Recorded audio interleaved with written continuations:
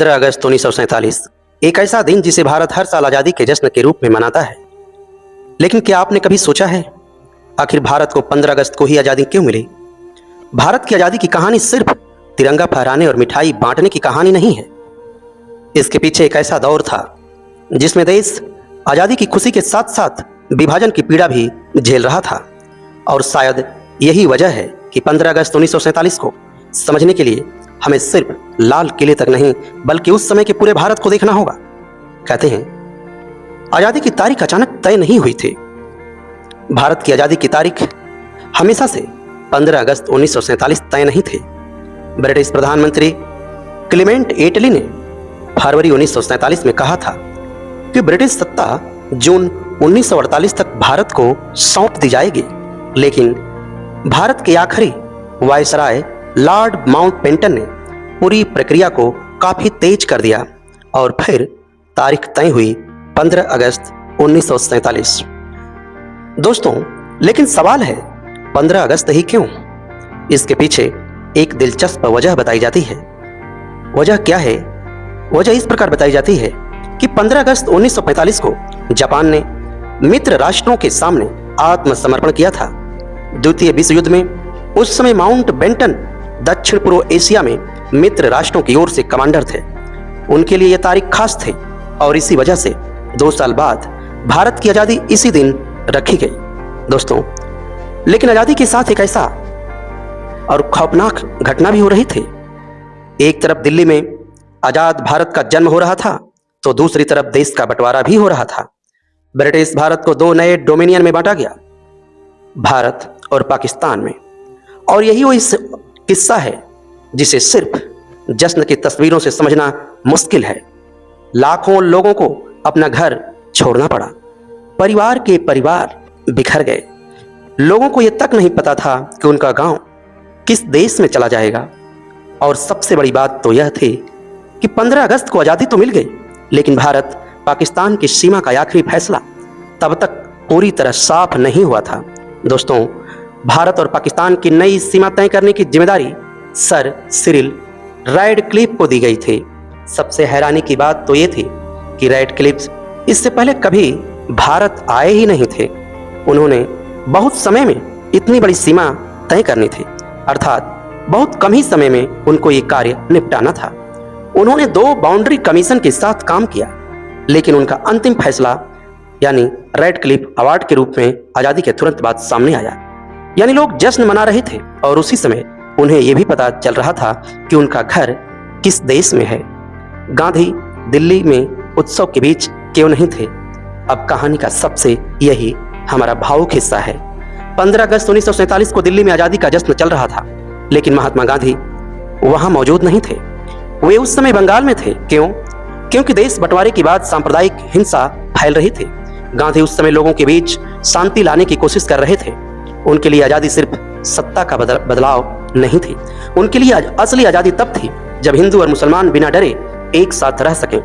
इसलिए जहां दिल्ली में जश्न मना रही थी, वहीं गांधी शांति के लिए काम कर रहे थे। दोस्तों, आधी रात का वो ऐतिहासिक क्षण था जैसे 14 अगस्त की रात से 15 अगस्त की शुरुआत तक संविधान सभा की खास बैठकें हुई और आधी रात के करीब भारत ने आज़ादी के नए दौर में कदम रखा। जवाहरलाल नेहरू ने अपना मशहूर भाषण दिया। उस भाषण का नाम था ट्रिस्ट विद डेस्टिनी।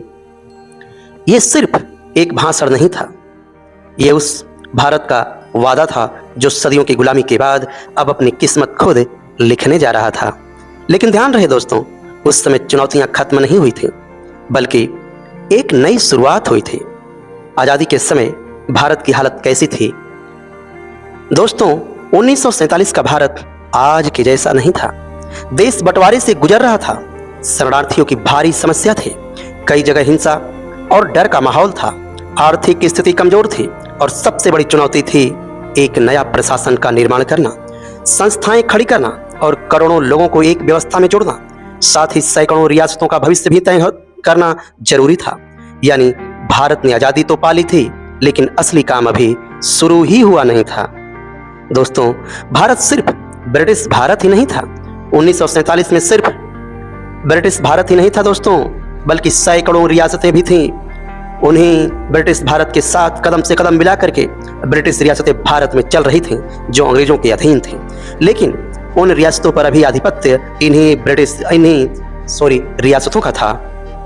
दोस्तों, इन रियासतों को भारत में जोड़ना भारत के लिए इतना आसान काम नहीं था। यहाँ सरदार वल्लभ भाई पटेल और सर यानी बीपी मेनन की भूमिका बहुत अहम रही।